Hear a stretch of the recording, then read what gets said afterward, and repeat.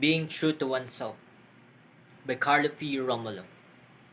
I believe, above all, that a man should be true to himself.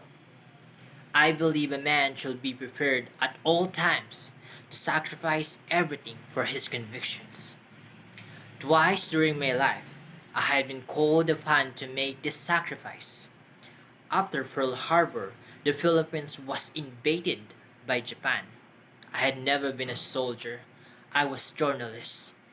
But something impelled me to enlist. I was attached to General MacArthur's staff and went with him first to Badaan and later to Corregidor. In Corregidor, I was placed in charge of broadcasts called the Voice of Freedom. The Japanese reacted violently to the broadcast. I learned the phrase had been put in my head. And worse that they had gone after my wife and 4 sons who had been left behind in the occupied territory.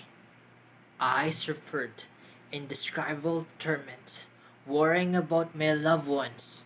I wanted to go back to Manila, whatever cost, but I was ordered to proceed to Australia on the eve of the fall of Bataan. From Australia, I was sent to the United States, where I continued to make the voice of freedom heard regardless of consequences to my family.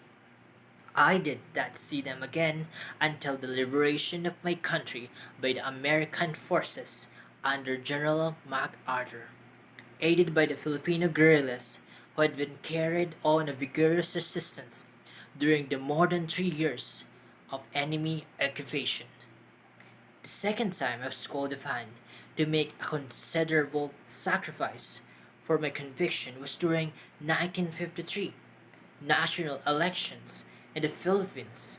I had never been a politician, but having become convinced that I should do everything I could to help effect a change of government in my country, I resigned as ambassador to the United States and permanently representative to the United Nations in order to enter the field against the incumbent president. I founded the third party, the Democratic Party, and accepted the nomination for president. I started vigorous campaign to awaken the Filipino people to need for a change in administration. Midway in the campaign, it became apparent that the two opposition parties might lose the election if they remained divided, but had an excellent chance to win if they present a united front. I made a painful decision to withdraw my candidacy. After withdrawing my own candidacy, I was the campaign manager of Ramon Magsaysay and campaigned up and down the land for him. I could not have worked harder if I had been candidate myself. Magsaysay won by a landslide. The temptation was strong for all those who had worked for him to share in the rewards of victory. I was convinced, however, that the first duty of everyone who had helped to bring out a change of government was to give the new presidents a completely free hand in making appointments to keep positions in this administration.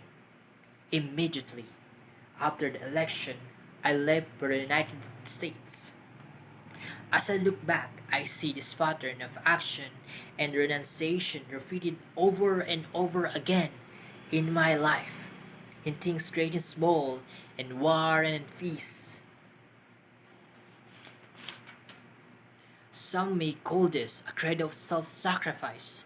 I prefer to describe it as being true to oneself, no matter what the cost.